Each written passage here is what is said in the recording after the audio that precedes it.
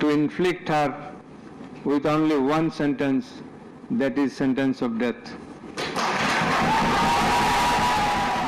জুলাই গণঅভ্যুত্থানে মানবতাবিরোধী অপরাধের প্রথম মামলার রায়।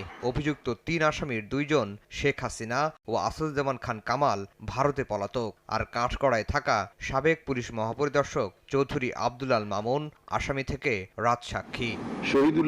নির্ধারিত সময়ের প্রায় ১.৫ ঘণ্টা পর সোমবার দুপুর 12:30টার দিকে রায় পড়া শুরু করেন বিচারপতি গোলাম মুর্তজা মজুমদারের নেতৃত্বাধীন ৩ সদস্যের বেঞ্চ। ২.৫ ঘণ্টা ধরে পড়া হয় ৬ ভাগে বিভক্ত ৪৫৩ পৃষ্ঠার রায়ের সারসংক্ষেপ। রায়ে শেখ হাসিনা ও আসাদুজ্জামান খান কামালের বিরুদ্ধে মানবতাবিরোধী অপরাধের প্রমাণ মেলায় ২ জনের মৃত্যুদণ্ড ঘোষণা করেন ট্রাইব্যুনাল।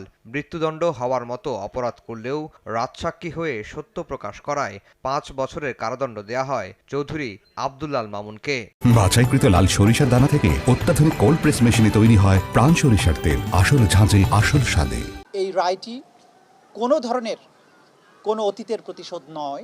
এই বাংলাদেশে যেভাবে রাষ্ট্রের শাসক হয়ে দেশের নাগরিক, বিশেষ করে তরুণ ছাত্র জনতার রক্তে পা ভিজিয়েছিলেন, তার বিচারের মাধ্যমে তাকে যে দণ্ড দেয়া হয়েছে, আমরা বিশ্বাস করি এই দণ্ড প্রদানের মাধ্যমে ইতিহাসের একটি অধ্যায়ের মীমাংসা হয়েছে।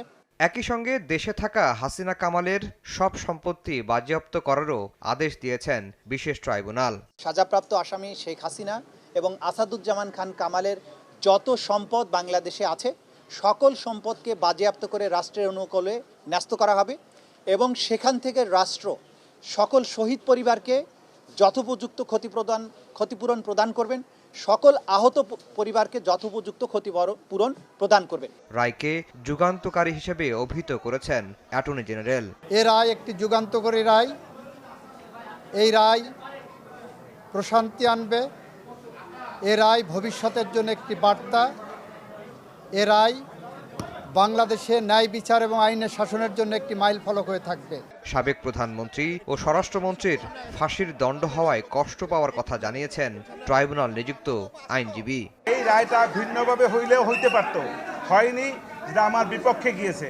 সেজন্য আমি ক্ষুব্ধ, আমি আমার ভিতরে কষ্ট লালন করতেছি। প্রসিকিউশন জানিয়েছে রায় প্রকাশের ১ মাসের মধ্যে সুপ্রিম কোর্টে আপিল করতে পারবেন আসামিরা, তবে সেজন্য দেশে ফিরতে হবে শেখ হাসিনা ও কামালকে।